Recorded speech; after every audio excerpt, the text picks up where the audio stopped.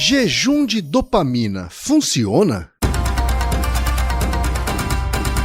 Naruhodo. Bem-vindo ao Naruhodo, podcast para quem tem fome de aprender. Eu sou Ken Fujioka. Eu sou Altair de Souza. E hoje é dia de quê? Fúteis e úteis. Você quer apoiar a ciência? Quer apoiar o pensamento científico? Quer ajudar o Naruhodo a se manter no ar? Ouvir os episódios e espalhar a palavra já é um grande passo. Mas existe um outro jeito. Quem possibilita isso é a Orelo. Você escolhe um valor de contribuição mensal e tem acesso a conteúdos exclusivos, conteúdos antecipados e vantagens especiais.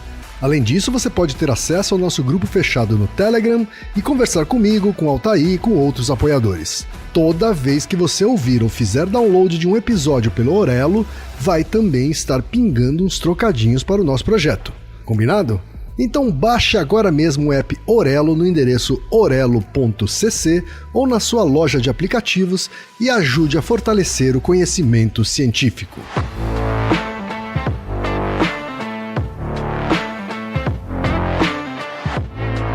E chegamos ao momento Alura. Querido ouvinte, querido ouvinte. Você quer dar um verdadeiro mergulho no mundo da tecnologia? Migrar para uma nova carreira? Aprofundar-se nessa carreira? Então assine Alura agora mesmo. Você vai estudar, praticar, discutir e se aprofundar em uma plataforma que respira tecnologia. Na Alura, você terá acesso completo ao conhecimento, onde e quando você quiser, com novos cursos todas as semanas. E ainda tem vantagem, ouvinte Naruhodo tem desconto especial. Mas para isso é preciso acessar a seguinte URL, anota aí, alura.com.br/promoção/Naruhodo. Nesse endereço, além do desconto especial, você vai conhecer histórias reais de transformação de pessoas que estudaram na Alura. Então, repetindo, acesse alura.com.br/promoção/Naruhodo. Altair, temos pergunta de vários e várias ouvintes, Altair. Sim, essa é uma pergunta sobre um tema que tem bombado na internet, no Instagram, nessas coisas nos últimos anos. E, infelizmente, é aquela coisa, bem da sua área, Ken, bem do marketing, assim, que é, você pega uma ideia inicial razoável, transforma num pitch e distorce tudo e as pessoas entendem tudo errado, sabe? É um pecado o que fizeram com essa coisa de jejum de dopamina e essas bobagens. Olha, o marketing faz várias porcarias, mas assim, esse daí o problema não é do marketing, não. É um estilo, né? O problema é das pessoas estarem, né, atrás de soluções mágicas. Boa observação. Mas vamos contar a história disso, aí você vai ver que faz bastante sentido ser desse jeito, infelizmente. Tá certo, então. Primeiro e-mail, Altair, veio do Nicolas Melo, que é estudante de medicina da Universidade Federal do Maranhão.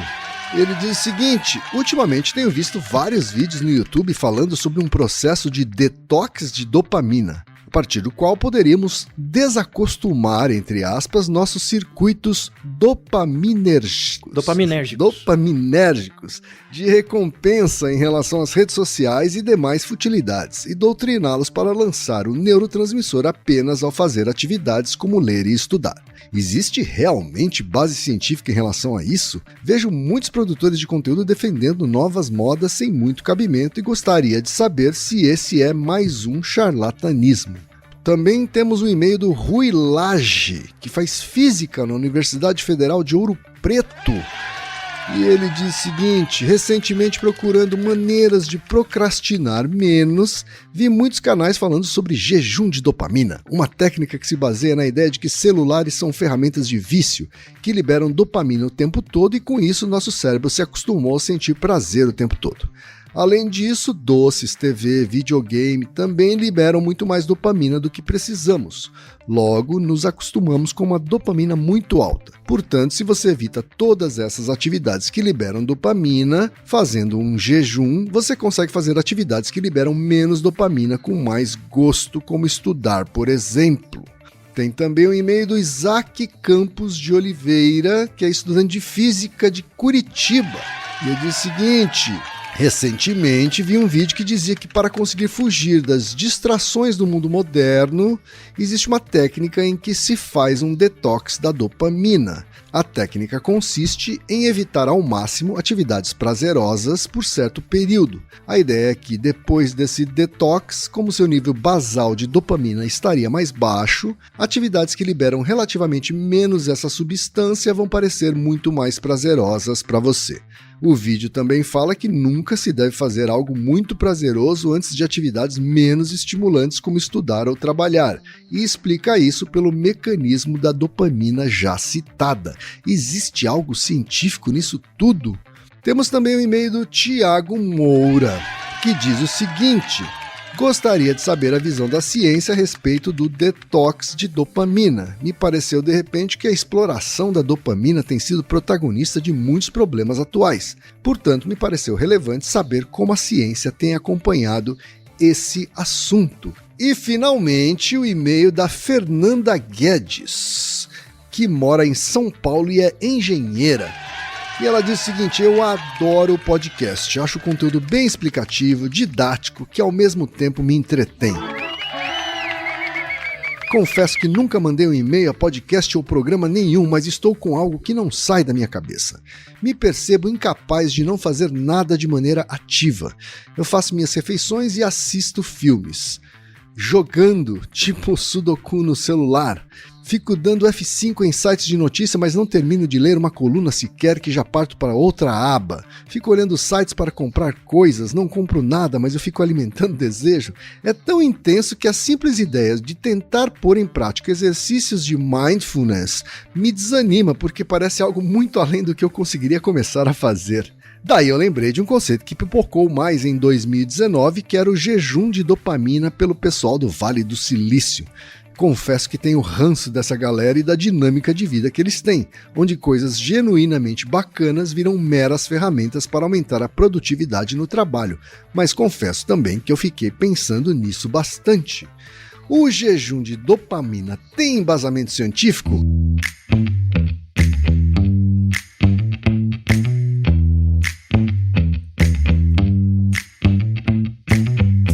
Aí, Altair, várias ouvintes, querendo saber se jejum de dopamina é cientificamente válido, Altair.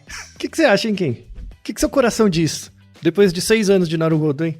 Olha, eu diria que o jejum de dopamina, entre aspas, né, ou fazer detox de atividades meio viciantes, principalmente no celular, mal não faz, viu, Altair? Uhum. Mas... Agora, não sei se dá pra chamar isso de jejum, né? Isso, muito bem. A sensibilidade é exatamente essa. Mas você acha que... de novo, pegando agora o seu chapéu de publicitário, tá? Então, assim, você ficar longe das redes sociais, você ver menos TV, fazer um pouco mais de atividade física, entrar mais em contato com pessoas de forma pessoal, menos virtual, é meio óbvio, né? Que tem benefícios. É meio óbvio. Sim. Então por que precisa chamar de jejum de dopamina? Pois é, porque, né? Porque isso dá um envelopamento mais palatável para as pessoas, não é isso? Transforma em produto. Isso, exatamente. É um pitch legal, porque parece que eu estou fazendo algo novo ou revolucionário. Uhum. Porque assim, quando eu coloco o efeito daquilo que vai mudar em mim em algo novo, revolucionário, isso é meio que motivador para mim para engajar. Por exemplo, pensa um produto, pensa um chocolate. Quero usar sua ajuda, Ken, pra gente fazer um planejamento de comunicação para lançar um chocolate. Tem muito chocolate no mercado. Então eu tenho que criar alguma percepção de que meu chocolate é um pouco diferente. Pra que, ou pelo menos tenha algum diferencial, né? Para as pessoas terem vontade de ver, pelo menos de ver primeiro e depois de querer ele, né? É exatamente a mesma coisa. Essa coisa do jejum de dopamina. É exatamente a mesma coisa, tá? E esse Naruhodo de hoje conversa muito com um episódio duplo que a gente gravou, que é o sobre PNL, que é o 346 e o 347. Então, assim... Esse episódio tem 2 partes. A primeira parte é mostrar essa história do desse histórico do detox de dopamina e depois do jejum de dopamina. São coisas diferentes, que surgiram em momentos um pouco diferentes, né? E depois, qual que é o papel da dopamina mesmo, né? Quando você pensa em dopamina, assim, senso comum, a dopamina é um neurotransmissor e ela é relacionada com o quê? O que vem na sua cabeça quando você pensa dopamina? Tipo, você tem muita dopamina, quer dizer o quê? Penso em ânimo. Isso, ânimo, felicidade, prazer, não é? Isso. A dopamina não tem nada a ver com isso. Nada, sabe? Então, primeiro a gente tem que desconstruir esse pitch zoado, assim, porque, de novo, eu tenho muitas coisas contra o marketing, né, mas se você quer vender produtos mesmo, tudo bem, mas o problema é quando você coloca isso perto da biologia ou da saúde, porque você cria falsas crenças nas pessoas. E, de novo, no caso do jejum de dopamina, pra mim é pior que, por exemplo, o PNL ou qualquer outra coisa quântica, essas coisas místicas, porque essa porcaria de jejum de dopamina nasceu dentro da universidade. Esse que é o problema. O puto dentro da universidade. Aí a coisa fica mais grave, né? Então, e de novo, é grave. Tem muita gente que tem pós-graduação, mestrado, às vezes doutorado em neurociência, que propaga essa bobagem, sabendo que é bobagem. Então usa o título junto com esse pitch para criar um produto de si mesmo, transformando a si mesmo em um produto. E aí transforma a si mesmo numa figura midiática. É muito zoado. É muito zoado. Na verdade, a pessoa joga o jogo. A pessoa joga o jogo que é, tipo, eu quero ganhar dinheiro, quero ficar famoso, então faz isso. Mas é complicado, tá? Então, assim, entrando um pouco no histórico, o termo mais antigo é o detox digital. Começou com essa ideia de detox digital, o que é bem razoável. Me lembro. Parece um nome mais adequado, né? Assim. Porque quando eu falo que vou ficar um pouco longe das redes sociais e até mesmo do celular, eu chamo mais de detox. Eu vou fazer um detox aqui de celular. Isso, o nome detox vem dessas coisas de nutrição, né? Que, aliás, shake, detox, isso não funciona, tá? Você tá jogando dinheiro fora, tá?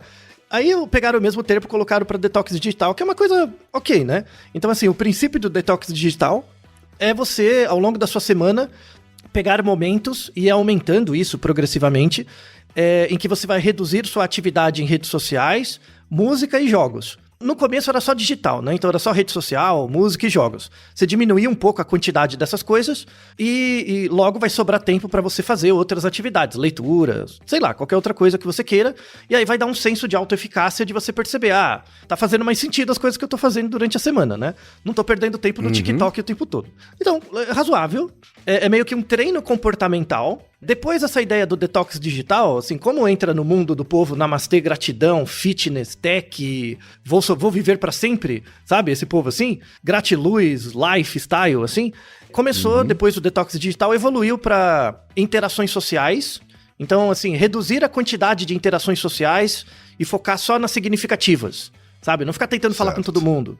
E também a alimentação, né? Então, comer melhor, comer menos, enfim, todo esse tipo de comportamento alimentar restritivo, que no curto prazo parece que ajuda, mas no longo prazo cria problemas. Essa ideia do detox digital nasceu em 2018. Não se sabe exatamente onde, mas quem popularizou muito foi um canal no YouTube que eu me nego a publicizar, mas quem procurar aí vai achar, que o dono do canal se intitula um coach de vida.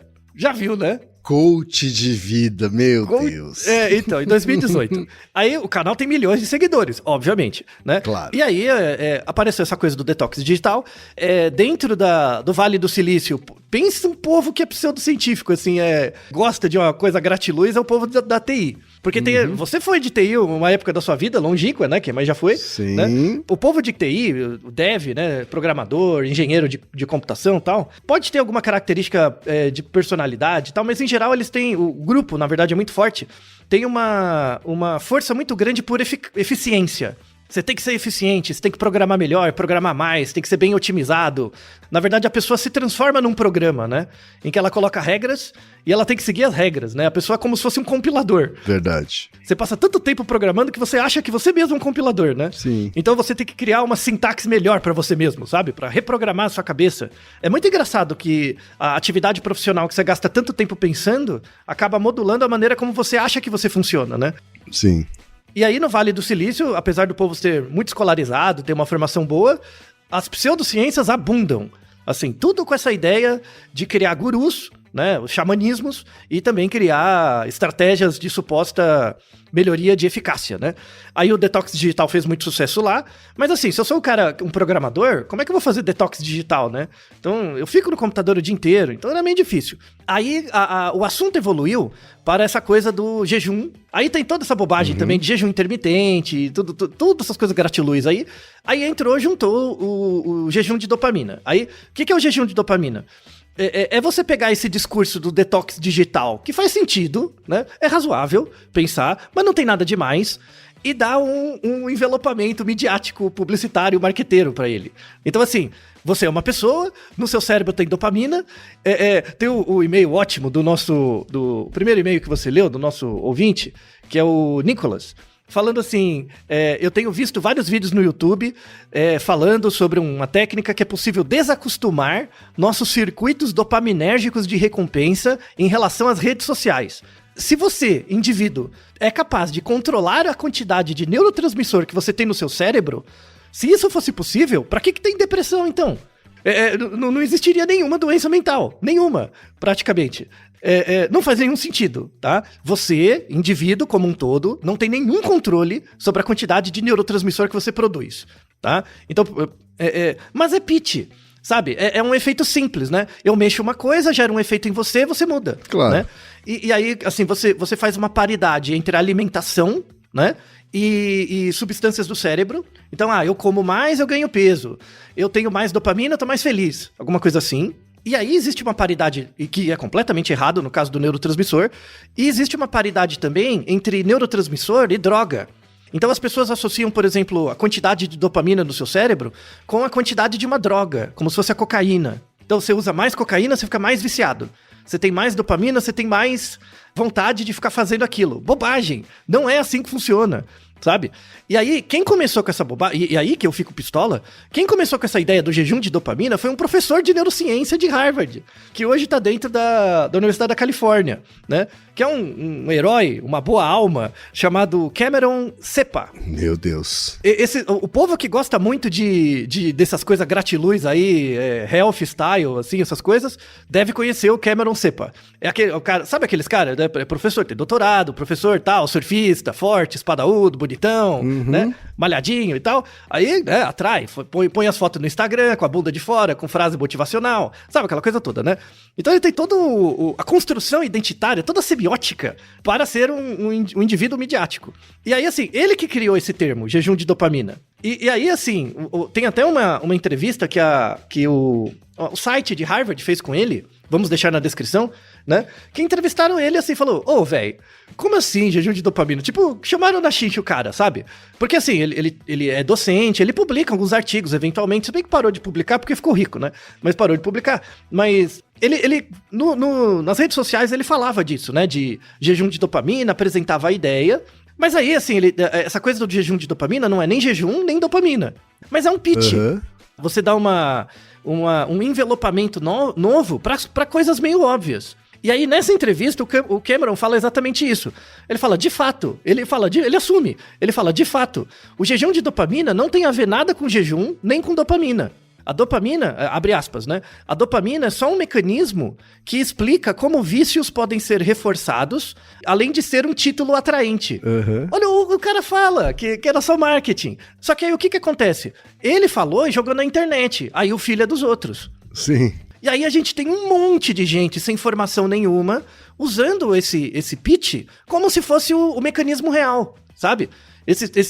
Um monte de podcast aí de mesa e tal, que o cara usa assim, você tem uma vida desgraçada, você não consegue ser autocontrolado porque você não faz jejum de dopamina. Então o cara lá, o professor, entre grandes aspas, criou esse pitch aí só pra ser midiático e outras pessoas usam como argumento real, sabe? E aí virou pseudociência completa. E esse tipo de pseudociência, o jejum de dopamina, é uma coisa que me deixa puto. Porque nasce dentro da universidade, na mão de alguém que sabe o que tá falando e faz na intenção de virar marketing e virar pitch na boca dos outros que não sabem nada, sabe? Sim. Isso eu fico bolado. Bolado mesmo. Tem uma gravidade dupla aí, né? De não ser só um termo incorreto e impreciso, como ele ter nascido no mundo acadêmico, né, Otávio? Não, e ele induz as pessoas ao erro. sabe? Eles induzem as pessoas ao erro de achar que o comportamento do indivíduo como um todo tem uma relação direta com uma substância do cérebro, que é uma parte. Não dá pra fazer isso, eu não controlo a sua... Por exemplo, pra quem for da área de biológicas faz sentido. Por exemplo, pega a glicemia. A glicemia é um marcador da diabetes, né? Então a glicemia é um marcador fisiológico, né? A quantidade de açúcar vai no sangue de forma bem leiga. A glicemia é um marcador fisiológico. O marcador clínico é a diabetes. Mas se você pegar duas pessoas com glicemia, sei lá, 120... clinicamente, as duas têm diabetes, por definição. Se você tem a glicemia acima de 100, você já começa a ter diabetes. Mas você pode olhar duas pessoas com o mesmo valor de glicemia e, clinicamente, elas serem completamente diferentes. Uma tá muito bem, a outra não. Porque não é só a glicemia. A glicemia é uma causa necessária para a diabetes, mas não suficiente. É só um marcador. Sim. Né? A glicemia é uma das causas, no caso, uma das 4 causas, né, para a diabetes. Aqui é a mesma coisa. A dopamina é um dos componentes para a execução de um comportamento. E muitas vezes ela nem é necessária. Às vezes é outro neurotransmissor, sabe? Às vezes as pessoas falam, dopamina, dopamina é um neurotransmissor estimulante, né? Ele estimula coisas. Não necessariamente. Depende do lugar do cérebro, sabe? Então é muito mais complicado. É engraçado, eu acho isso muito perverso, assim, né? Porque, de novo, o marqueteiro, ele é formado para isso. Ele é formado para construir uma linguagem fácil, para colocar você em contato num produto, para você primeiro gostar do produto, depois querer ele. Ou seja, essa narrativa persuasiva, isso, né? o discurso persuasivo, né? Você colocar isso na saúde é muito ruim, porque você cria a falsa crença na pessoa. Então a pessoa acha que tomando a pílula tal, suplemento XYZ, vai viver 300 anos. Que se ela, sei lá, ficar de cabeça para baixo, orando pro sol, isso vai mudar a vida dela. Não é isso que muda. São as coisas associadas a isso, né? Então tem, por exemplo, no caso do jejum de dopamina, aqui no Brasil, mas no mundo inteiro, né? Isso é associado com vários outros grupos sociais, né? Então, muita gente que segue esses grupos de jejum de dopamina são homens. Em geral, tem um pouco a ver com a estrutura machista também, né? Então é muito homem que... tem a ver com a questão da tecnologia, né? Então muitas pessoas que trabalham na área de tecnologia, por acaso, são homens também, né? Tem uma conjuntura histórica, cultural. Buscam por um maior grau de eficiência e aí querem esses tipos de estratégia para aperfeiçoar seu grau de eficiência. E aí vai seguindo essas regras, né? E aí tem um sistema que é tipo um canal, sei lá, tem canal no YouTube, tem grupo no Instagram, no Telegram, qualquer coisa, que você coloca várias pessoas juntas e propaga essas ideias falsas, né? De que é controlar sua dopamina, jejum de dopamina. Na verdade, o que você está fazendo? Você está criando uma religião, você está criando uma seita.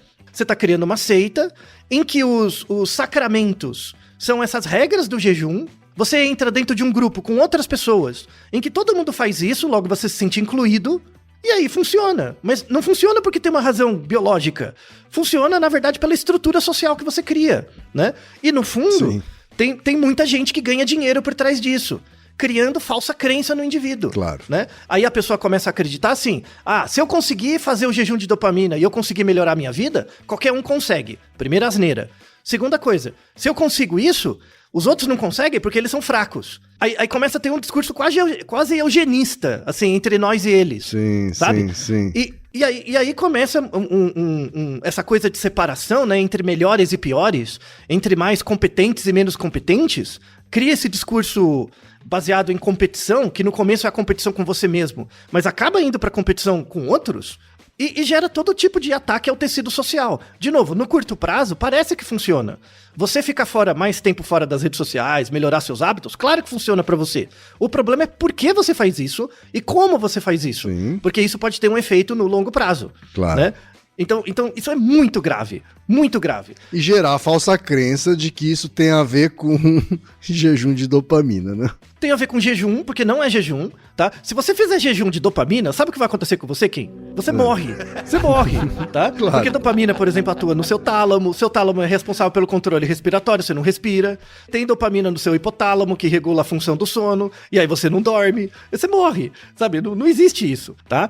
Toda vez que eu vejo um vídeo no TikTok, ativa, eu ganho um drop de dopamina. Asneira! Isso é asneira completa. Para de falar isso. Eu já vi até gente com formação científica falando essa bobagem. Não é assim. Temos artigos, esse episódio em especial tem muitos artigos, muitos, tá? Pra você se deliciar com as evidências. Então assim, não tem nenhuma evidência mostrando que você, por exemplo, ver um vídeo, uma série, jogar um jogo, aumenta, por causa disso, diretamente a sua quantidade de dopamina no cérebro. Não aumenta, tá? Ponto. Segunda coisa, a dopamina quem produz é você, né? É o seu corpo que produz a dopamina.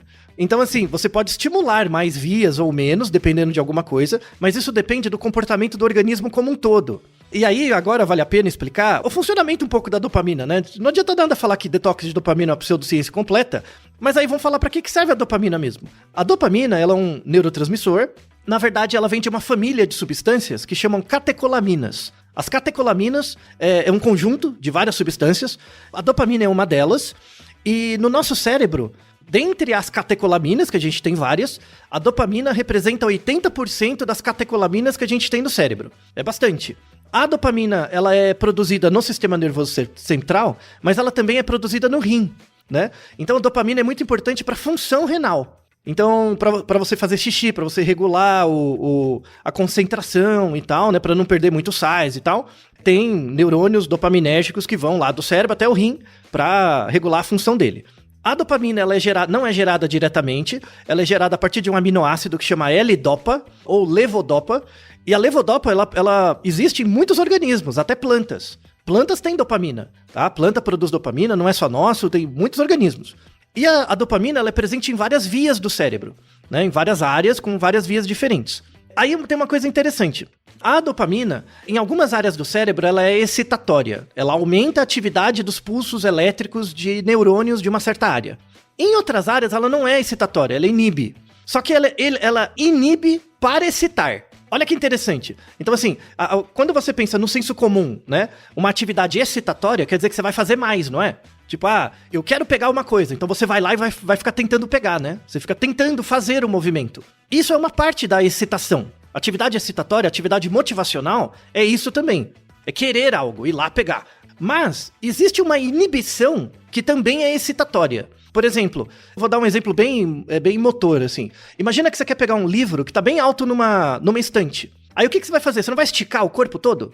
Você não vai esticar, por exemplo, aí você levanta, fica na ponta do pé, levanta o braço para pegar o livro. Você está fazendo um movimento de excitatório, de levantar o braço, de buscar o livro, mas ao mesmo tempo você tem que inibir outros movimentos para que esse movimento excitatório funcione, entende? Então, por exemplo, para eu conseguir levantar, ficar na ponta do pé e ficar num pé só, eu tenho que encolher o outro, sabe? Então, assim, a dopamina, ela não tem só um papel de gerar movimento. Ela tem um papel também de controlar alguns movimentos para que outros fiquem mais eficazes. E aí, a dopamina, ela tem um papel motor.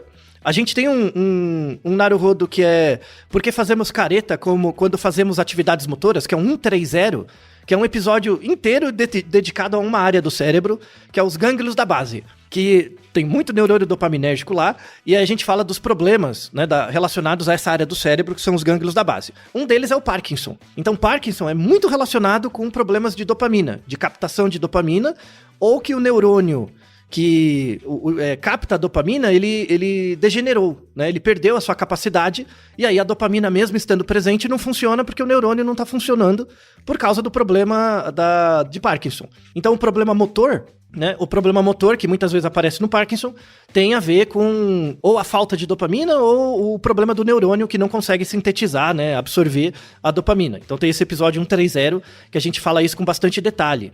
Tem um negócio muito interessante, assim, que aí é o mecanismo fisiológico mesmo, né, que é onde a dopamina entra. A dopamina, ela atua numa série de áreas do cérebro, são várias áreas, né, que é o córtex pré-frontal, na sua testa, a ínsula, que fica mais no meio, passa pelo hipocampo, que tem a ver com memória e sono, passa pelo hipotálamo, que tem a ver com sono também, passa pelo tálamo, que tem a ver com respiração, com atividade cardíaca, e os gânglios da base, que tem a ver com atividade motora. Então, todo esse eixo, né, de vias, eles fazem parte de um sistema que chama sistema de recompensa, que também muita gente entende errado. O sistema de recompensa, que parece assim, ganhei, ativou, perdi, não ativou. Não é assim. Sistema de recompensa não é isso, sim. tá? Então, muita gente, esses coach maldito aí, que não lê, nunca abriu o Candel na vida, e fica falando, não, quando você fica lá no TikTok, você fica ativando seu sistema de recompensa. Asneira! Não é assim que funciona, tá? O que é o sistema de recompensa? Na verdade, ele não tem a ver com deixar você feliz ou triste.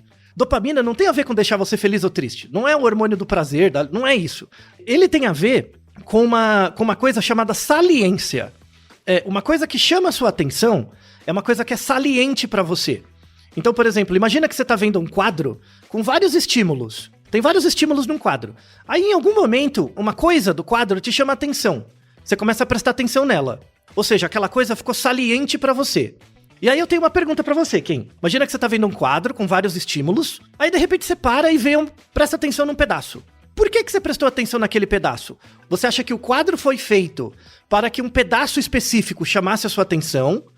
Ou você buscou prestar mais atenção naquele pedaço porque aquilo foi saliente pra você? De onde você acha que vem a saliência? De fora pra dentro ou de dentro pra fora? Eu diria que mais de fora pra dentro. Pode ter tido até alguma intenção do artista Isso. de chamar a atenção ali, né? Mas isso não é garantia de que vai acontecer, né? Exato. Então, a ideia é uma coisa dos dois lados.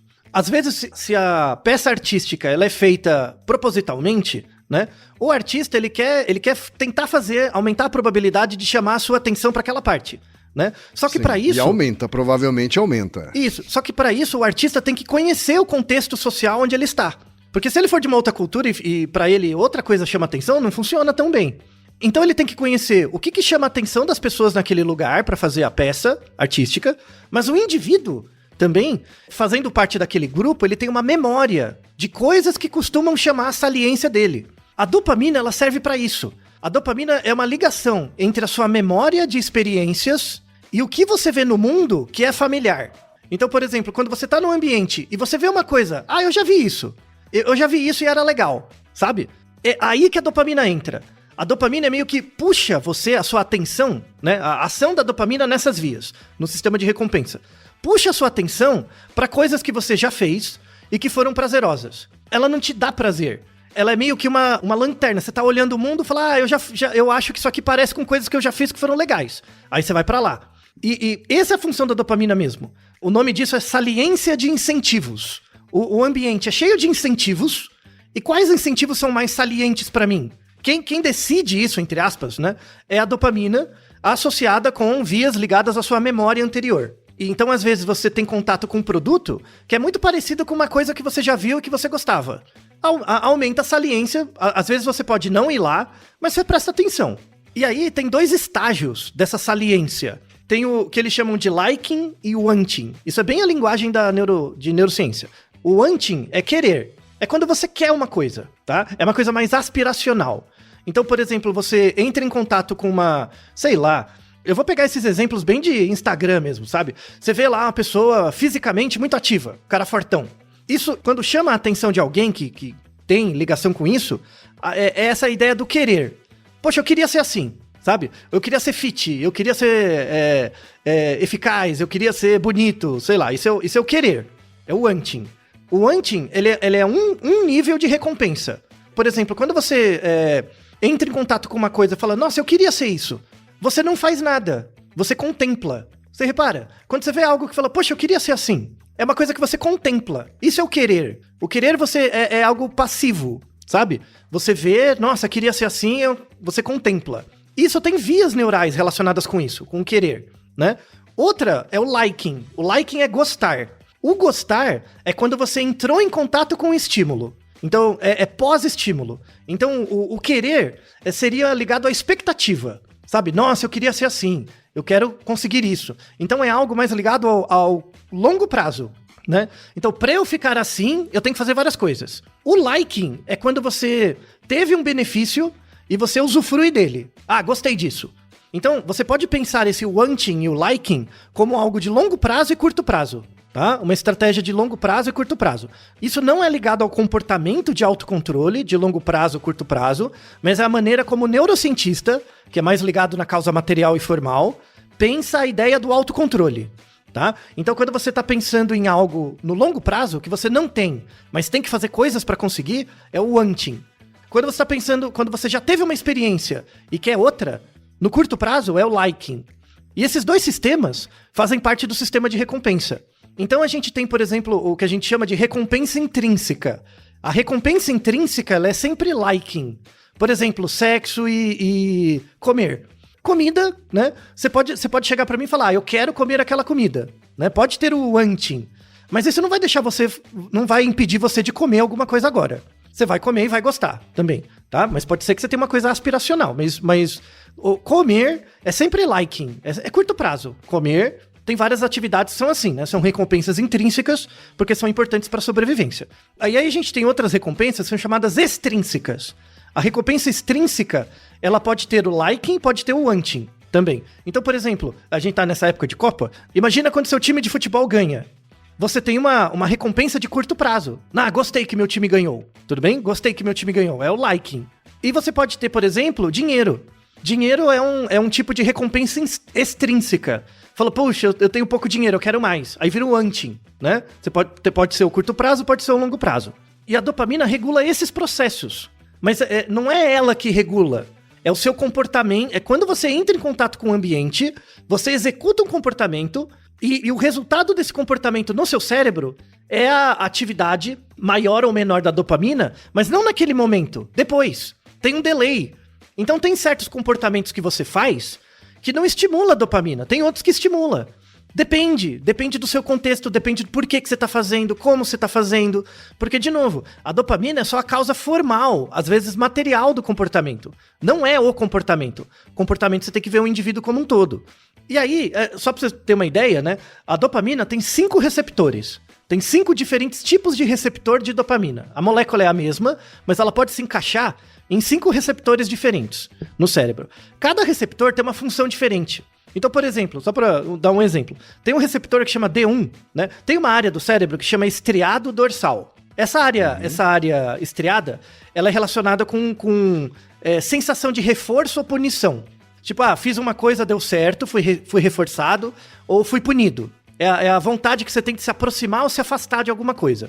Então, nessa área estriado dorsal, a gente tem receptores D1 e D2. Quando a dopamina atua no receptor D1, isso é o sinal de que você foi exposto à recompensa. Tipo, você foi reforçado. Então o neurônio, a dopamina estimula o pulso elétrico daquele neurônio e o seu cérebro decodifica a informação como reforço. Legal, ganhei. Quando você sofre uma punição, tipo, perdi, é na mesma área, o mesmo neurotransmissor, é a dopamina, a mesma ativação, só que é no receptor D2. É aversivo. Então veja, é o mesmo neurotransmissor ativando 2 áreas, uma pra gosto e a outra pra não gosto, sabe?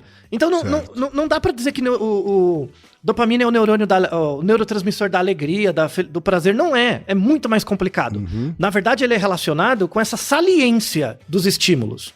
Então, uma coisa pode ser saliente pra você olhar pra ela, chamar a sua atenção e aproximar, ou pode ser saliente pra você fugir. Isso tudo envolve a dopamina.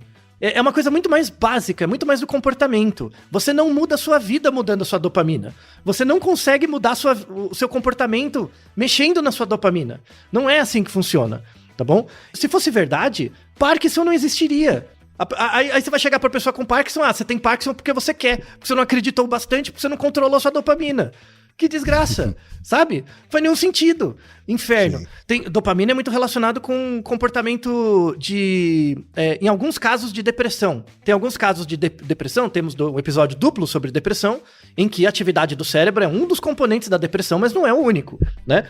É um dos. Sim. E tem até um caso interessante, tem um remédio, né, que para Parkinson, que ajuda a reduzir, né, o tremor e tal, né? E ele atua nos gânglios da base, nos receptores motores, né? Nos neurônios motores dos gânglios da base, onde atua a dopamina. Então esse medicamento ajuda um pouco a reduzir os sintomas, né? Aí verificou-se depois que esse mesmo medicamento era útil para pessoas com depressão. Porque tem uma associação razoável entre quem tem Parkinson tem sintomas de depressão. Porque os neurônios não estão funcionando bem, a dopamina não funciona bem, e aí a pessoa pode ter alguns sintomas depressivos. Aí quando eles deram esse remédio, eles mostraram que as pessoas diminuíram os sintomas ansiosos dela, depressivos dela também. Aí o pessoal pensou, será que pessoas com depressão, sem o Parkinson, será que ajuda? E aí viram que ajuda, né? Para alguns casos, não todos, para alguns casos ajuda. Só que aí foi interessante, porque assim, não é que esse medicamento reduzia a depressão. Na verdade, o que esse medicamento fazia era mexer no autocontrole da pessoa. Tem um artigo fantástico com pacientes com Parkinson que estavam tomando esse medicamento, eles verificaram que teve um aumento de 3 vezes na busca dessas pessoas que estavam tomando o medicamento com Parkinson por gambling, por jogo de azar. Na verdade, elas não estavam menos deprimidas, elas estavam mais imediatistas. Certo. Elas estavam buscando prazer a curto prazo. E uma das coisas importantes da depressão, que acontece em muitos casos, é a anedonia. Você não sente vontade de fazer nada. Então, nas pessoas com depressão, elas estavam tomando esse remédio, não é que elas estavam ficando menos deprimidas, elas estavam ficando mais impulsivas. E aí movimenta elas, sabe? Olha como é imbricado, né, o comportamento. Então assim, não pode dar esse remédio só pra depressão, tem que ver outras coisas também. Porque senão a pessoa vai ficar viciada em jogo. Você cura um problema e ataca o outro. Não adianta nada. Então isso é complicado. Mas veja como é interessante, né, esse mecanismo. Quando você ataca a complexidade, é muito melhor. Então aqui já encaminhando pra fechar o episódio, né, esse episódio sobre... jejum de dopamina, ele conversa com vários outros, como a gente comentou. Tem o PNL 346-347. Tem um episódio lá atrás que a gente gravou, que é sobre tem um spoiler nesse episódio, que é o 291, por que preferimos certas marcas a outras. Tem muito a ver com isso. E sobre as causas materiais, né, tem a ver com o episódio 130, sobre gânglios da base. A gente tem um episódio sobre cacoetes. Por que temos cacoetes? Também tem a ver com a atividade dessas vias.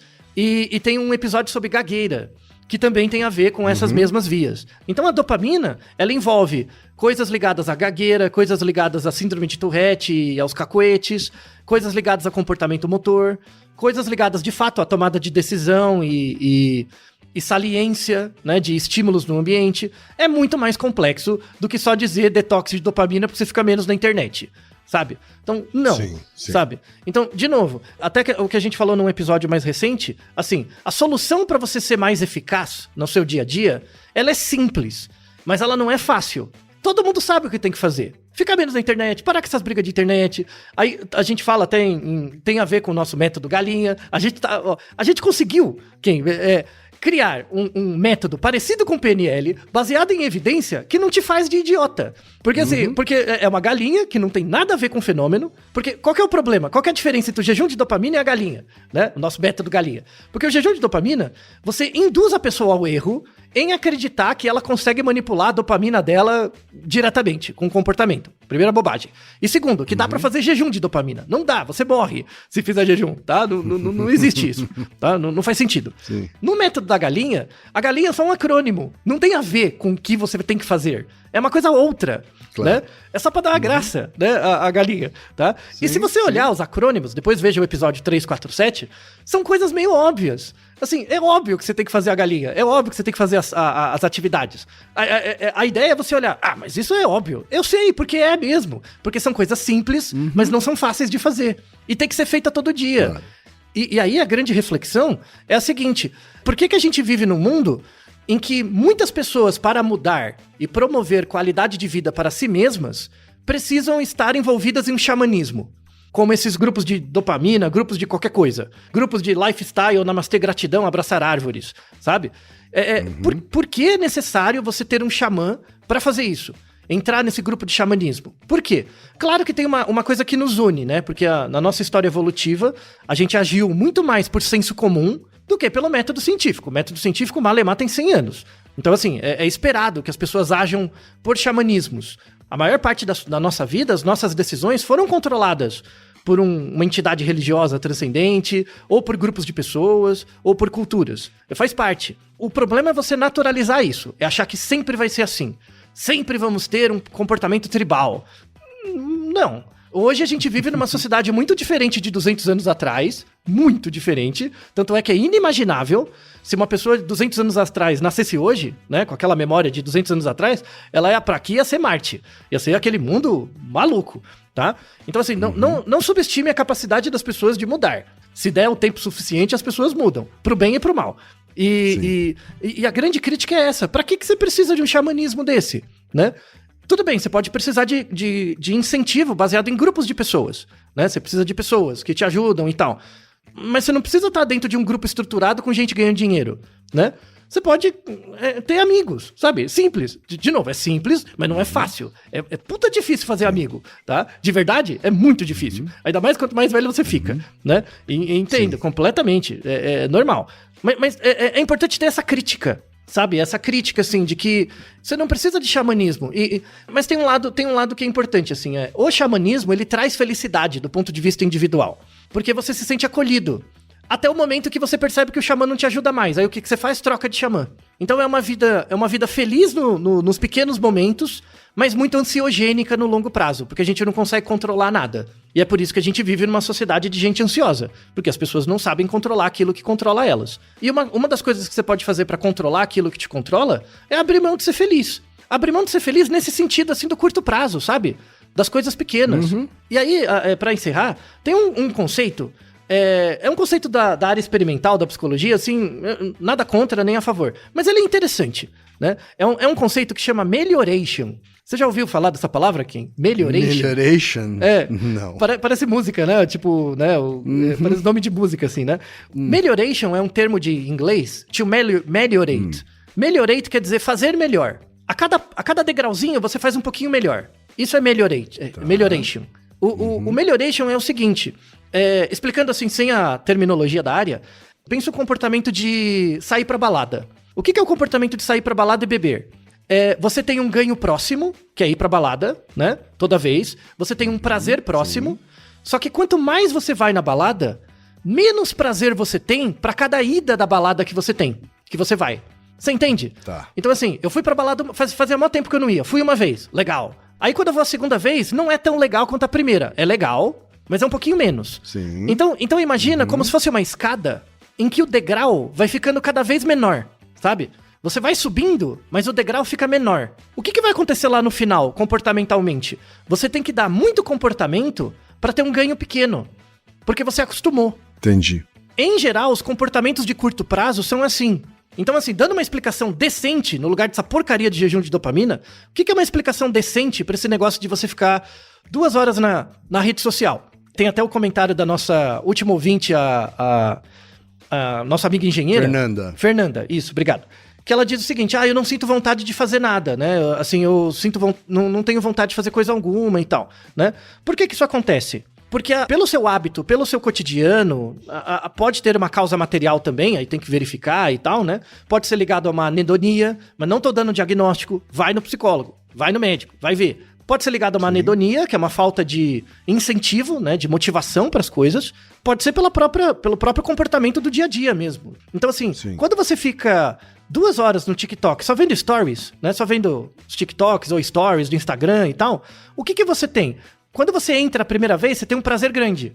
Aí a cada história que você vê a mais, ele te dá menos prazer. Então, quando você tá meia hora lá vendo os stories, você tá subindo uma escada, só que com degraus cada vez menores. Só que pensa comigo, o custo pra você parar de fazer aquilo e fazer qualquer outra coisa é maior do que aquele pequeno degrau que você vai subir. Por isso que a pessoa fica presa no curto prazo. Então imagina que você tá lá por exemplo, você tá se a sua vida é estimulante, se a sua vida em geral é estimulante, você tem contato com pessoas, você faz coisas, você tem uma semana com atividades diferentes que fazem sentido pra você.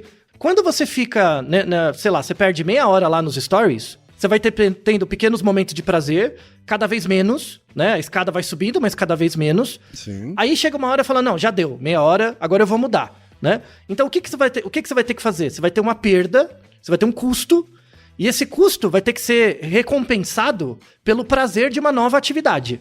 Então, o que acontece? Se você tá lá meia hora nos stories, e depois, já passou meia hora, eu tenho que voltar a trabalhar, e o seu trabalho é uma merda, você não vai voltar. Entendeu? Você não vai voltar, porque você vai ter 2 perdas. A perda de voltar a trabalhar e a perda de sair ali, mesmo que um ganho pequeno, do negócio, né? E essa é a lógica do vício. Né? Que é resultado de um sistema de comportamentos que você não consegue dar conta, porque parece que ele não é reforçador em geral. E, de novo, às vezes isso pode ser de dentro para fora. Então, o indivíduo tem uma capacidade, uma incapacidade de extrair prazer das atividades. Isso tem a ver com depressão, anedonia, outra história. Ou pode ser resultado da própria ação do organismo no comportamento. Ele está vivendo uma vida que não merece viver e não consegue sair, porque não consegue realocar as atividades. O melhoration não é isso, que a escada vai ficando menor. O melhoration é o contrário. Então, imagina uma atividade muito chata. Por exemplo, programação. Aprender a programar. Aprender a programar é chato, é duro, sabe? No começo, lembra COBOL, que é a linguagem que você estudou mais? Sim. É um saco no começo, não é? Por isso tem que ter muito teste, todo dia você tem que tentar um pouquinho, né? Então, assim, no começo é ruim. Só que o payoff no final é grande. Porque pensa, ó, é o contrário, é uma escada com degraus. Os degraus são pequenos no começo. E aprendi a digitar uma linha de comando. Viva, virei programador hacker agora, né? Que aprendi um degrauzinho. Só que quanto mais tempo você se dedica a essa tarefa que é custosa, maior vai ficando o degrau. Ou seja, maior vai ficando o prazer depois. Então, na verdade, o jogo é do autocontrole. Que tarefas você tem um prazer próximo? E esse prazer vai depreciando. E quando acaba isso, você necessariamente vai ter uma perda, mas você vai trocar pelo quê? Em relação a coisas que são custosas, mas você sabe que se você dedicar todo dia, você vai ter um ganho muito grande no começo. Como, por exemplo, estudar. Estudar é um negócio. Estudar é assim, é um saco, né? Muita gente pergunta pra mim assim, eu queria saber como que eu faço meu filho pra estudar. Falando, é difícil, porque estudar é um saco. E o moleque é novo, o moleque é jovem. Ele fica controlado por coisas próximas. Estudar é uma coisa que tem um payoff lá na frente. Então, assim, as pessoas têm que começar a perceber que estudar é chato, mas tem um ganho. Então, por exemplo, uma coisa que você pode fazer em grupo é estudar.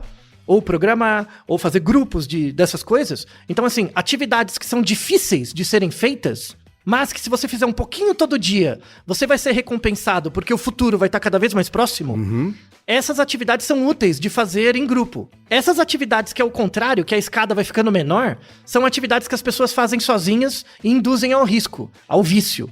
Esse é um jeito de ressignificar o jejum de dopamina de uma forma cientificamente válida.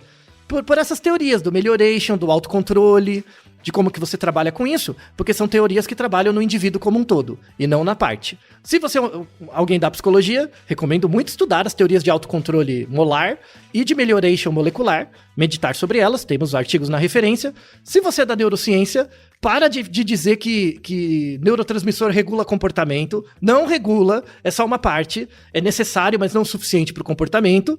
E se você é neurocientista e quer virar coaching, pode virar coaching, mas não distorça o conhecimento científico em nome da sua igreja, tá? Transforma numa religião. Cria Deus dopamina.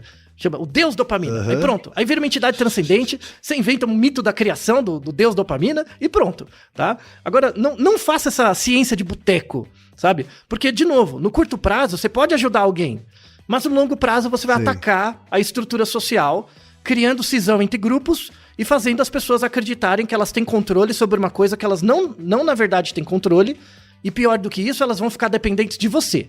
Você vai ser o exemplo, o xamã e tal. Então, na verdade, esses caras que são coaches dessas coisas é um puta povo egoísta, porque na verdade ele tá usando os outros pra ele mesmo conseguir controlar o próprio comportamento. Quando na verdade ele poderia conseguir isso sem precisar ser essa figura egóica midiática, né? Então, assim, para que esses coaches deixem de ser biscoito, embalagem de biscoito, né? Propaganda de biscoito, deixem de ser mídias e, de fato, usem o conhecimento científico da forma como merece. Não para valorizar o indivíduo, mas para valorizar as relações de grupos de indivíduos dentro do ambiente, tornando o mundo muito mais fraterno. Não é, Kim? Olha só, hein, Altair? Pois Ainda acabou com lição de moral. Não sei se é lição de moral, mas de fato me deixa bravo isso, sabe? Muito mais que PNL, homeopatia, é isso, sabe? Porque é muito triste, sabe? É muito triste. Então, veja como a ciência é dialética, né? Dentro de cada iluminação que a ciência traz, mora um mito, né? E o que mais controla o cientista, né? O esclarecimento e abrir mão do ego, ou o mito e você assumir que você é um xamã e quer controlar a vida dos outros com base nisso. É uma reflexão importante para todos nós cientistas termos. E os não cientistas também. Então não siga xamãs, quem? Só a galinha. A galinha sim. Tá, tá certo então, Altair. E Naruhodô, ilustríssimo 20.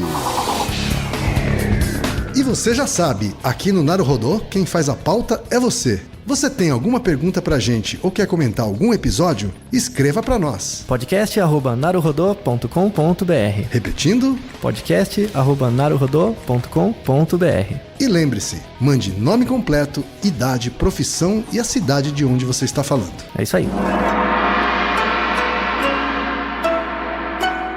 Naruhodo. Esse podcast é apresentado por b9.com.br.